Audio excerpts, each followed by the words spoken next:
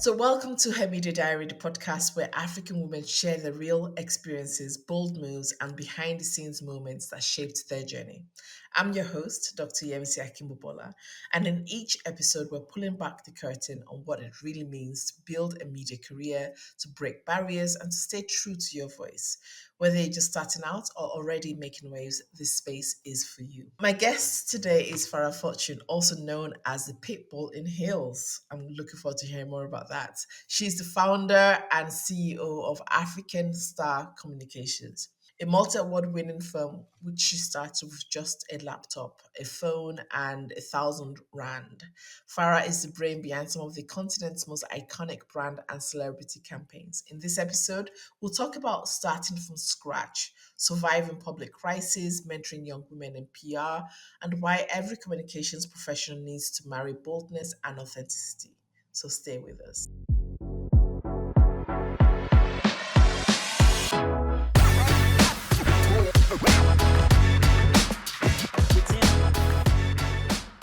So, Farah, welcome to Her Media Diary. Thank you so much for joining us on the podcast. You've built a PR empire, right? That is covers the continent. That started with just 1,000 rand, a laptop, and a phone.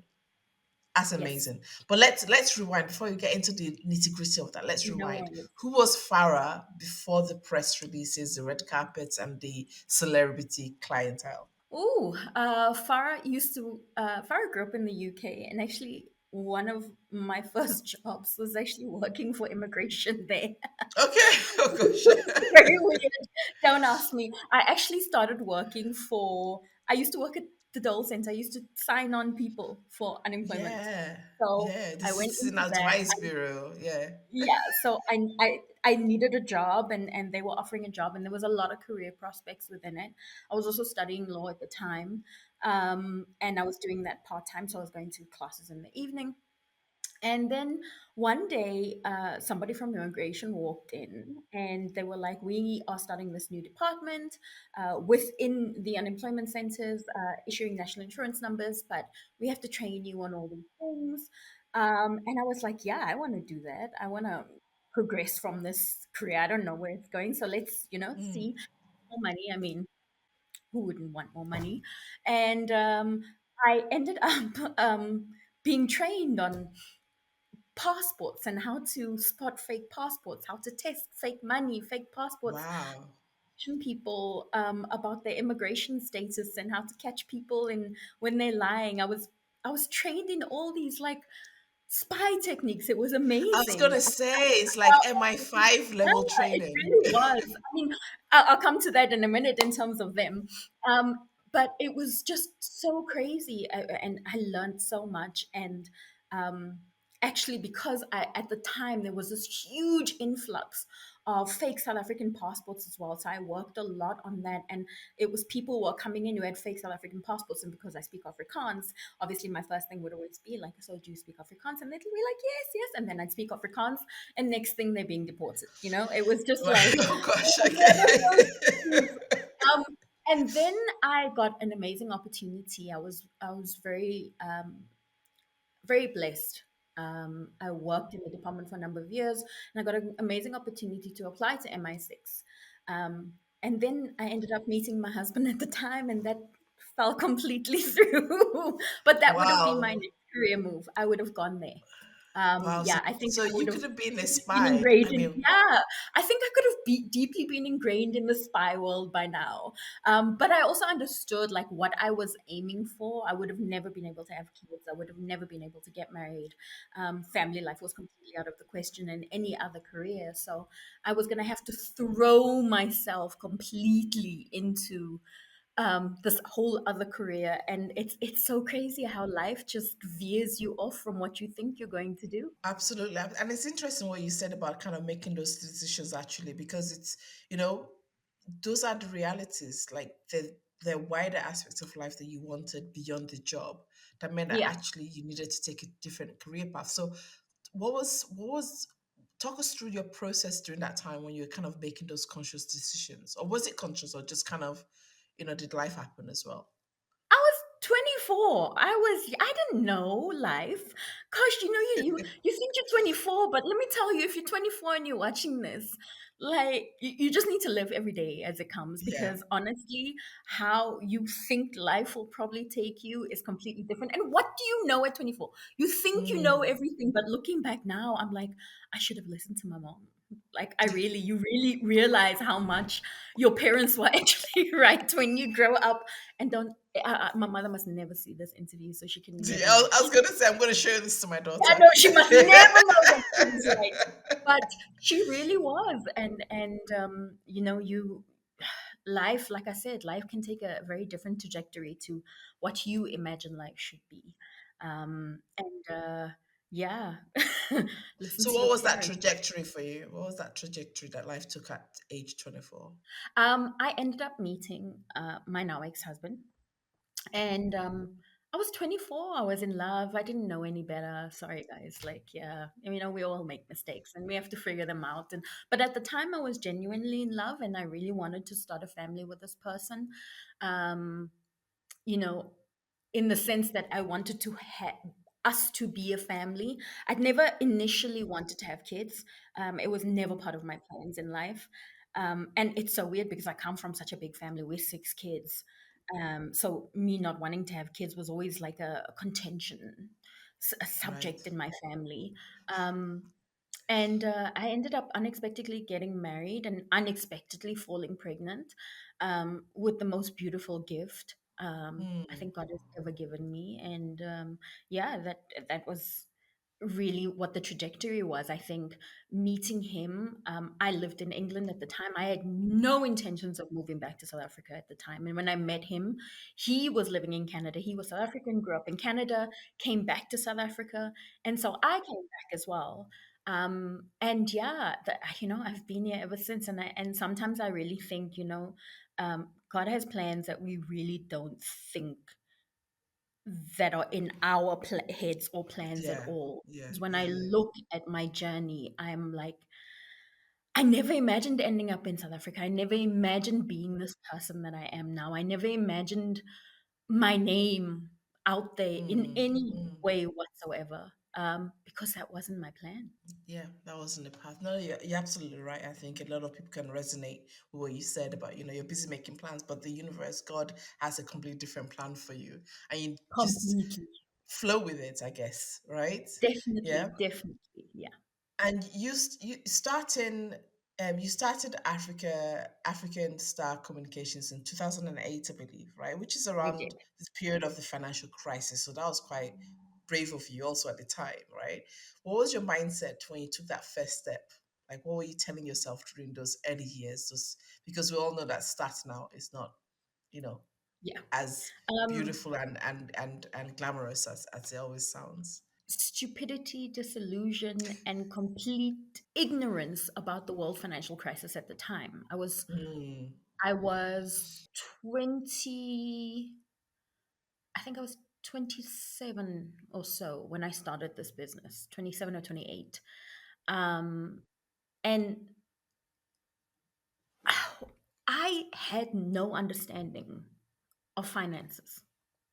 I had no understanding of, not no understanding of finances, but I didn't really know the financial commitments in terms of running a business, mm, taxes, dealing with the legalities of this business, so many things. I'll be very honest with you. I think if I was more aware of what was going on around me from a financial perspective at the time, I probably wouldn't have. I probably kept my job and been a little bit more secure and think, oh, I can't get go of this job right now. I need to make sure I'm able to pay bills. But I was so unhappy in my job. I think maybe even had I known that information, I probably would have done it anyway, because I really hated my job. yeah. I Yeah. It's not necessarily the people I worked with, maybe the people I worked for, but not the people I worked with. And yeah, it was a big decision for me at the time. I never understood the dynamics or how big that decision was. I think till many, many years later. Mm, mm. And I guess when you're starting out a business, or starting anything new, you kind of need a bit of that naivety actually to get through it, isn't it? You need the most insane thoughts in your head when you start a business or you're an entrepreneur. If you are an entrepreneur, you have some sort of level of mental illness. I don't care what anybody says, including me, because But what possesses you to just let go of, a stable form of income to want to go and try and make it? Because I can tell you now, most people that work 9 to 5s in this economy are probably richer than most of the entrepreneurs out there. So it's very much a passion project when yeah, you start your yeah. own business. Yeah. Yeah, yeah. And the key thing is that actually you don't have to know it all. That was one of the things I learned along the way of starting my own businesses, is that actually you don't need to know it all. And I guess in many ways there's a lot of women also that feel that we need to have tick all the boxes first before we get started on a Mm-hmm. lot of things, Mm-hmm. isn't it? But actually for the finance stuff, you can just hire an accountant. You don't need to know those things. Literally, You just literally. And you're saying that, and it's so true because that's how I learned about finance. I knew I didn't want to get in trouble with the tax man, but I knew I didn't know enough about how to do taxes or what was taxable, what I could, what was deductible, what wasn't, what I could use the company card for, what I couldn't. And that was so informative from my accountant and just learning that. So one thing I definitely learned very early on in my career, and I very much thank Richard Branson for this. I read it in one of his books, and he literally says, whatever you don't know, hire someone. Whatever you don't know, outsource. I am not an IT person. You've seen that from the beginning of this interview that was off camera, trying to connect headphones that just worked. So I am not an IT person. If you ask me to do anything IT, I call my daughter. She is my IT person. For me in my life, whenever something is not working at home that's digital, I call her. But I don't know anything about IT. But I do IT for PR in IT. Why? Because I outsource the work. So yeah. one thing Richard Branson taught me very early on in my career is what you don't know, outsource. Yeah, yeah. I think we were reading the same book because I remember he gave that story about how they had his first meetings with this financial team, and I think Yes. one of his executive team said, "Do you know the difference between gross and net?" And it's like, no, No. and that's explain. But this is one of the richest men in the world, right? And Yeah. we're not saying you should go into entrepreneurship having no skill, but what we're saying actually Yes. follow your passion, follow what you want to Yes. do, and outsource where you don't have the skills, develop the skills where you need to have the skills also Yes. as well, Yes. right?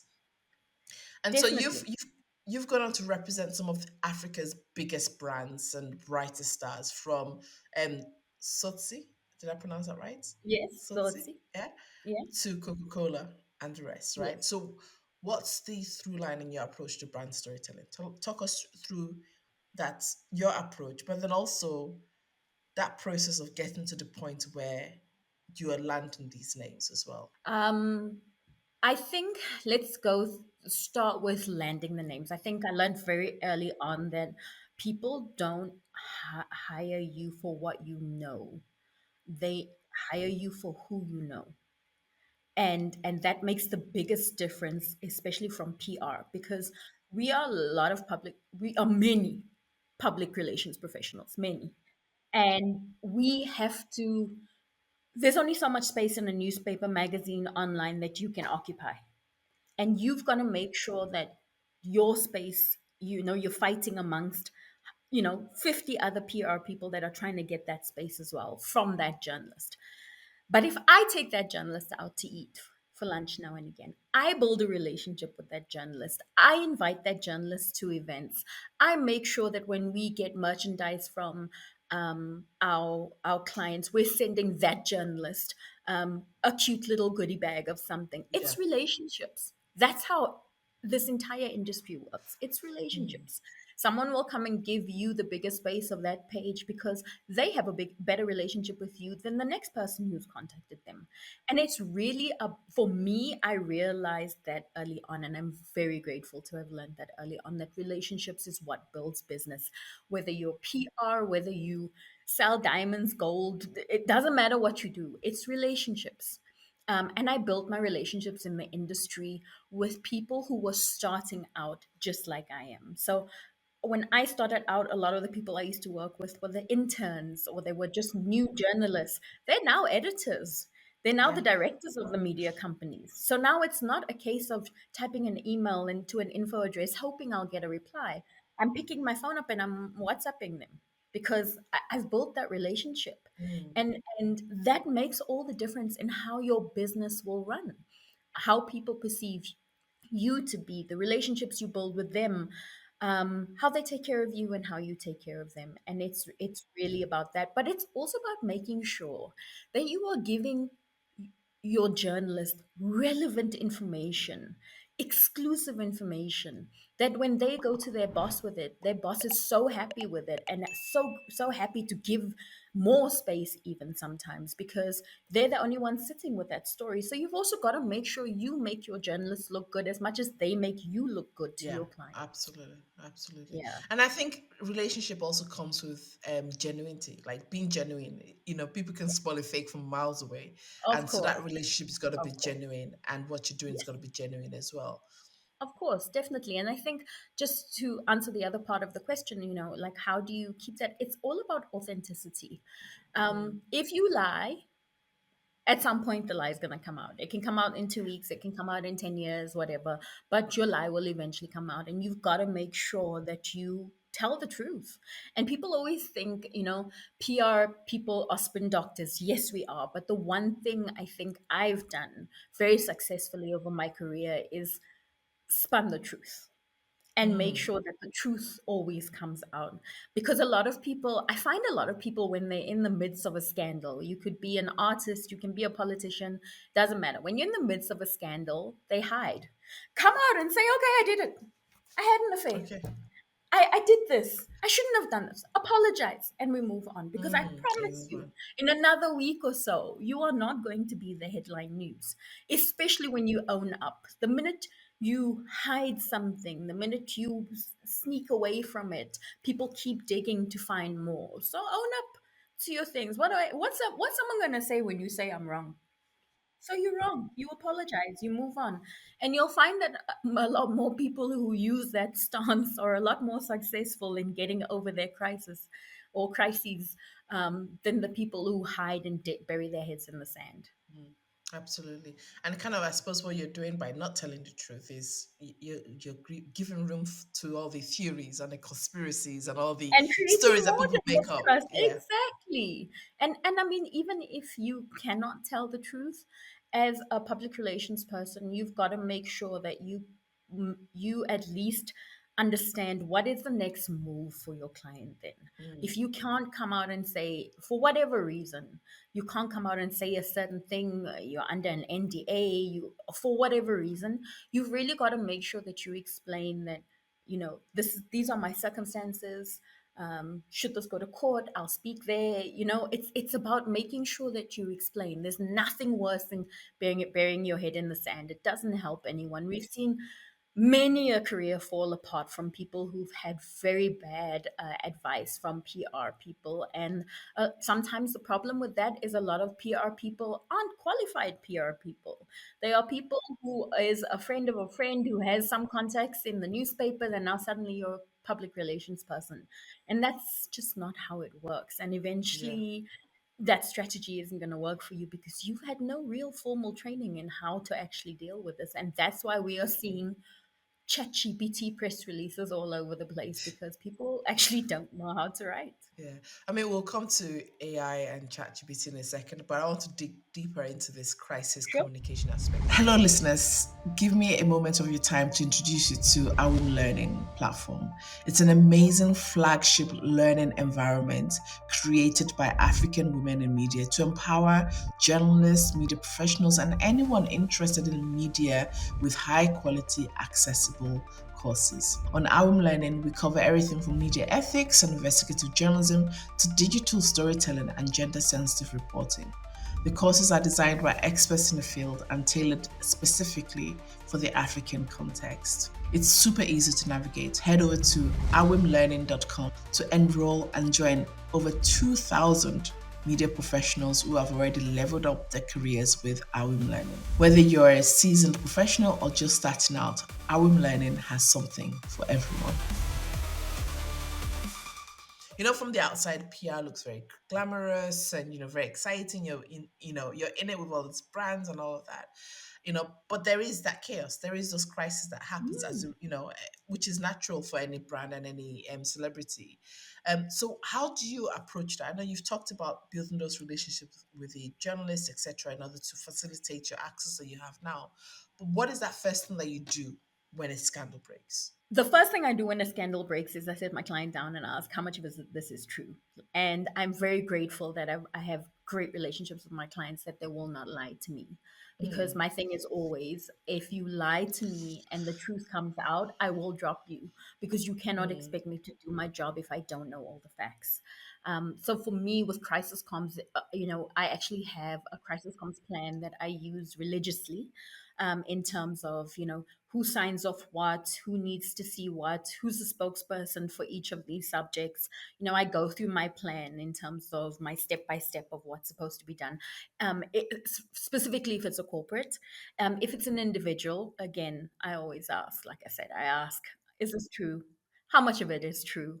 And then we need to go through a strategy plan of, okay, are you able to admit this? Are you not? Are there NDAs involved? How comfortable are you with the entire story? What do we need to not? What is in the best interest of the public to know? That will also help you with your image, and it's really not about whitewashing someone's image because one thing I have learned is that clients never learn their lesson. They'll go do that thing again most of the time. And you've got to make sure they also understand the ramifications of doing something again and again and again. Because one thing I have transitioned a lot into in the past 3 or 4 years is political PR, which is not something I'm very vocal about on my social media pages. But behind the scenes, I work with a lot of political parties across Africa. And you know, one thing I've realized is I'm going to give it up just to the Botswana government because I worked with them, with UDC at election time, and they are so pedantic about making sure the truth is out there. They are one of the parties I really work with, making sure that they want the public to know the truth. They want people to trust them. And I absolutely loved that about working with them. They really wanted to be so transparent and they were really there for the people of Botswana. So that was so refreshing to work with a government who was so intent on making sure, um, the public knew everything. But when it comes to making sure crisis comms actually works, you've got to make sure that you have a good enough relationship with your client to make sure you're going to stick by them. There's two things I don't stick by you as a client for: murder and rape. Mm. If those are the things that you have done, I can't bear. And that's purely from an ethical point of view. For me, a moral point of view, it's just not somebody I could work with. And so it's really important for me to always know the truth. But if you are crisis coming your client, the truth literally will set you free. It's good to hear you say that you have certain boundaries you just won't cross, right? Yeah, But you also, but there are a lot of people who have done those things and who have of used course, PR as a way to, like you said, of course. whitewash the situation. And one of the stories that came to mind, one of the situations that came to mind was the domestic violence suit between Johnny Depp and Amber Heard, right? And I remember Mm-hmm. during that period of the court case, Yeah. how you were just bombarded on social media with all of this account and Yes. content that was just discrediting Amber Heard, right? And it was almost as if it was Uh-huh. kind of like a, I guess, that strategy of kind of tainting the messenger as opposed to the message Mm-hmm. kind of thing, Which is very you know. common. It's a very common PR strategy. Very. Yeah, yeah, yeah. And so there's that aspect of it, of in this particular case where a woman who is kind of alleged domestic violence, and how kind of the PR machine for the other celebrity was used to just destroy her image. It was bad. It was really bad. And I think a lot of the time, it's a common PR strategy. In, especially in a situation like that, it is such a common PR strategy to dig up, destroy, um, really minimize the other person or company or whatever the other subject is, in order to make sure that your client looks better. And you see it a lot in Hollywood, and even in Africa, we see it here a lot with celebrities. I mean, if you look at, let's look at the case, and maybe I'm being very touchy here, but let's look at the case of Debanj and Annie. In Yes, that yes. sense, and it was very much from a media, social media point of view, made to look unstable, like she wasn't in a good place to be a mom, a wife, or anyone else. She needed help or whatever. And I think, you really need to look at the back history of that. We want in that marriage, but from what we've seen, there was a lot of um, many situations where not a lot of women would stay in those situations. Yeah, yeah, And I yeah. think, anybody or any woman or any man that's in that situation, that would do a lot to your mental health. Um, but again, from the other point of view, like his fans went in and made her look so unstable, and this is why he's doing this, and this is why he's leaving and all these other things. And it's not about blame for either one of them, but it definitely is about who has the better PR team, and the more money you have, the more better your PR team, pretty much. Um, and I think in a situation like that, from a celebrity perspective, we can see that even in Africa, we have the same PR strategies from some people in terms of making the other party look bad. We have the same thing, going on now in South Africa with our police commissioner, our police minister, and this one saying this one and this one. And now, our police commissioner has come out and said there's all this corruption in the police force. And now suddenly they found fraud. They want to file fraud charges against the police commissioner who's come out and said there's corruption. So it's all about it's a game to so many people in terms of how bad can I make the other party look. And that's usually how a PR war is won. Yeah, yeah. And so, I mean, a lot of our listeners to the podcast are women that work in the media, but also women who want to be more engaged in media. And Yes. you always hear from journalists that a lot of women, female celebrities or female politicians, for example, are very um, risk averse when it comes to media, when it comes to doing that media interview.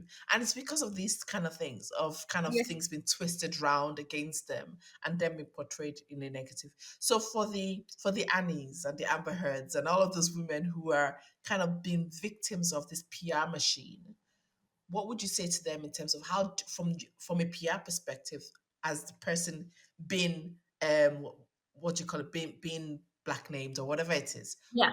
what should be their strategy? How do you deal with that? I think just before you even have to get to a PR strategy, I think as one thing we have to understand as women, if especially if we are in the public light, and you have some sort of public image, whether or not you have one, but especially if you have one, is never stay silent about the abuse. Come out with it long before any kind of stories can be fabricated, and even if you can't, document it, photographs, diaries, all those things, because one thing the other party is going to do is always make you look bad. So the minute you have evidence in these things, it is so much easier for your team to rebut all these things. Because a lot of the time it's always hearsay, and I'll bring it back to again to the Debanj anything. It's her fans, it's his fans, especially from a social media perspective. And they hate butting with each other because, yeah, she did this, he did this, he's been having kids on her, she shouldn't have said this, she shouldn't have acted this way, why did she go on the show? If you come back to a situation like that and you just keep quiet and all you do is put your evidence out, if you feel that's what you want to do, you don't have to say anything else, because evidence as a woman speaks so much louder than a press release without evidence ever will. So it's always about making sure you're prepared. And I hate that we have to say that as women, that we always have to keep evidence and keep, Yeah, yeah. everything has to be because men are more believed. Because in all honesty, it's that saying that men will never know men never know anyone who's abused a woman, but they know plenty of women who've been abused. So evidence is always a really good idea in cases like that. And even if it's not abuse, even if it's something to do with work or an incident that may come out and they are trying to lay the blame on you at work, and this could come out on the news because now it looks like you've done the corruption because your signature is on there. Keep evidence of everything, because more than likely you're going to need this when there is a big PR scandal. Um, and even if you don't have that stuff when it does come out, the best thing to do is think carefully, don't make rash decisions, and make one statement and stick to it. Don't Yeah. answer every troll you find on social media. Don't do every interview that could twist your words. Make sure the publications are reliable and they have a good reputation themselves if you decide to do it. Always try and maybe do only one interview that's an exclusive interview with an extremely well known brand. Rather do that and put your statement out there and let that be it. Because the more and more you try and pander to people, people are going to twist your words no matter what you say. So be confident in what you say the one time only and let that be it. Because no matter what you say, it's going to be on record, on the internet, on social media, and just let that be it. You'll find a lot of time when people make statements, it's the people who make 1,000 statements one after another. Like they're the ones you have to watch. They're the ones that aren't doing. They're either not advised well, or they probably did what they're Yeah, being accused yeah, of. yeah, Yeah, yeah. I mean, there's a couple of things you said, particularly about this issue of evidence, right? Because yeah. frankly, a lot of people are not doing that. There is no No, evidence. There is no no, evidence of you probably don't have evidence of the rape that happened. That kind of no. thing, right? So you just don't have those evidences, Yes, and I guess it's like you said, social media plays a big role in how fast and how yeah. these narratives get shaped, and Oh, often definitely. it is the woman that kind of usually comes out looking worse in such situations. Yep. And so you also mentioned earlier on around AI, right? Yes. And how we're infiltrated with AI produced strategies, AI written Hmm. statements and stuff. So PR, like any media, is fast changing because technology is fast changing, Yes. not just the Yes. production of it for where it is. Hmm. So between using influencers, AI, and media fragmentation. So, what do you think will define the next generation of communications in Africa? I think we have to realize we're going to have a digital first communications mindset from now on. So many magazines, newspapers are dying out, and it's becoming such a rare occasion to see a magazine or a newspaper these days. So, everybody's getting their information from the social dominance age. So you're on X, TikTok, Instagram, WhatsApp, LinkedIn. And those are key tools for Africa specifically, especially markets like Nigeria, South Africa, and Kenya. And influencers wield such a power over those platforms compared to traditional platforms. So we Yeah. definitely are going to see an even bigger drive towards that. And we're also going to have a lot of, or we're there, but it's going to get bigger in terms of mobile first audiences. So mobile internet being the primary access point, PR has to craft mobile friendly content now. So you have to be more in the mind of how do we get this content into somebody's phone immediately, meaning they don't necessarily need to have an app for it. But how do we get them the access there? How does it appear on their phone? Is it through an SMS, which is nobody checks SMSs these days, really. So everything's about WhatsApp. So we see brands now going on to WhatsApp. I mean, just to give you an idea, just to cut down fraudulent activity here from a courier company, I think they courier guy or something, they send you direct WhatsApps now with your PIN so that you, when your delivery is coming, you have all the information in your WhatsApp. It comes directly to you. It's not an email that you might miss. It's not going to go into your spam email. So we have a very big mobile first audience that's growing, and we need, from a PR perspective, we really need to look at how do we utilize that for us going forward, and also just real time responses. The expectations for immediate news is now Yeah. such a need, a want, a necessity. No one wants to be left behind. So it's really just such an increase in terms of how are we getting that real time activity to people, and also just a lot of Pan African pride as well, for African PR. You can see brands are moving away from that Western culture, that Western thinking, the Western marketing. Absolutely love it, because for the first time, I am seeing foreign brands, and I'm going to call them foreign brands because a lot of them are not African brands, because the African brands are already there. They know how we think. Yeah. They are talking to us, and that's why we're seeing such a huge surge in local products in all African countries being consumed, and we're pushing out the Western products. So now, because of that, and they're losing money, people only change when they lose money. We're finding that the foreign brands are coming in with an African mindset. And you know what? I do love that, because I want everyone to succeed. But I also want you to talk to me like I'm a South African.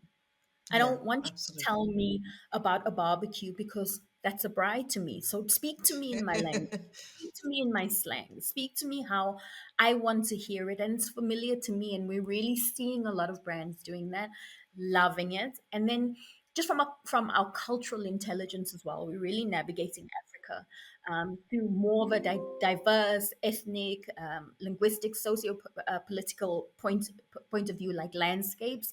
So a campaign that works in Joburg might fall flat in Accra, because we are really localizing our products and our PR now, and I'm loving it.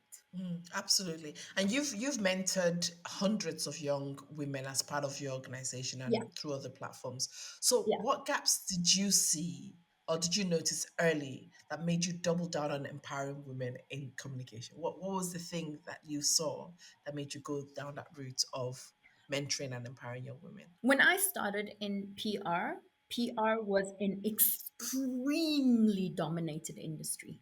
To find someone that you were working with that was actually a woman was so, so rare, because all the bosses of the big PR companies at that time were all men, all of them. And for me, I couldn't understand that. And I mean, I remember going for a number of interviews before I started my company, and even before I had my last job that I had. And it was all, I was interviewed by men mostly. And it was all for, you look in the offices, and it was men sitting there doing PR. I remember the first account I pitched for with my company. The very first account I went to go pitch to AIG Insurance. It was for the Manchester United and Vodacom link up. And Yeah. I walked in there and everybody was waiting. I can't remember how many. I think there must have been about 10 or maybe 20. I think somewhere between there. And each of us had to go in individually and pitch. I was the only woman. I was the only woman there. So how PR has changed now to being such a female or woman dominated space, should I say? I'm so proud of that, because we really came in and took over. Because there wasn't space for us before. And I think that always was biggest deciding factor in how I wanted to run the company was making sure that women had a chance in this industry. They had a chance, they understood, and also never to stay with me for too long. Um, Even if it was a couple of years, the point is always to either go off and learn more somewhere else that I can't teach you because I don't know everything. I'm still learning. I still study to this day at my big old age.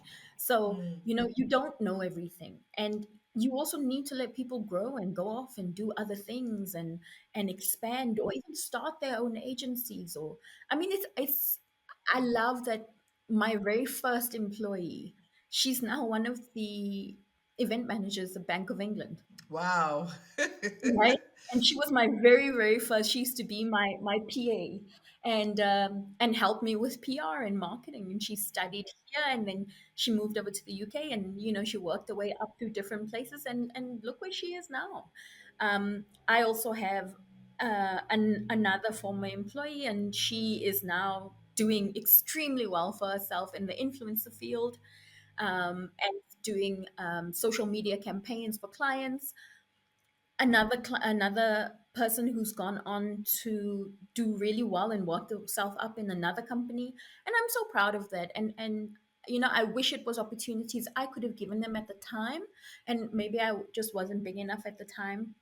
I didn't have the resources at the time, but I'm very grateful for providing a platform for them, um, and just being part of their journey. It's been so humbling, and I'm very grateful that even if it's a few women in my life I've made a difference with, I'm so glad I was part of the trajectory of what they're doing now. Absolutely. Always great to kind of empower the next generation. And when you Oh, look back on your journey, from, that's right from the MI6 dream to starting out and moving to South Africa and all the amazing work you've gone on to do, thank you. what are you most proud of? I'm proud of me. I'm proud of everything that I thought I would never be. I became because I really fought for it and I really wanted it. And I was a rubbish of a kid. I really was. I gave my parents so much stress. I don't even know how I ended up on the path of life. I'm very, God blessed me so much. And my life really could have gone a completely different way. Different way, yeah. But I am so grateful that I believed in myself enough to start this business and think that it would support me and my daughter to get through life. And it's afforded me so many opportunities, seeing the world, working with presidents, um, working with Hollywood celebrities. I never imagined that that would be my life. So I'm very proud of me for being able to do that. And I still have so many other dreams that I want to pursue. PR is not my be all and end all, but it definitely is the passionate step that has helped me get somewhere in life. And I'm truly grateful for that. Yeah. Well, I had so much goosebumps as you were talking about that because it's really important that we look back on our journey to see how far we've come, and to also reflect on all the other potential paths that could have just Yes, taken us off on a completely different, yes, direction in complete, life.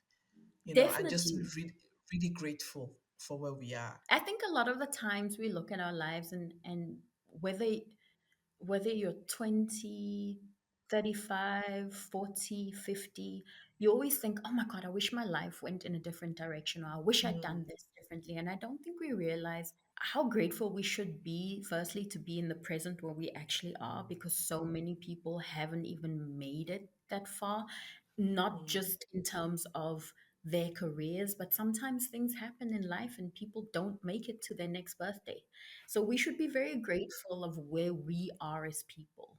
And I think we live so much in the future of what we wish we had that we completely forget what we actually have. And that is our biggest detriment as humans. That's like the worst trait we have as human beings. We are so ungrateful for what we are living right now that we are forever living in the future. And when we get to the future, we wish we had still been in the past and done something different. You have the chance right now to do something different. So do it so that that future is very different for you. But living in that future in your head and wishing and wanting and hoping that that's what it will be, you're missing right now. And right now is what you can change. Yeah. Absolutely. So, for up and coming African women who hope to make it big in the corporate sector and PR, what would be your parting words to them following our conversation today? Do absolutely everything that is legally and morally within your boundaries to make sure that your dreams come true. If you can get up every morning and look yourself in the mirror, knowing that you didn't have to compromise anything within Mm, yourself to be who and where you are right now, then you've made it in life.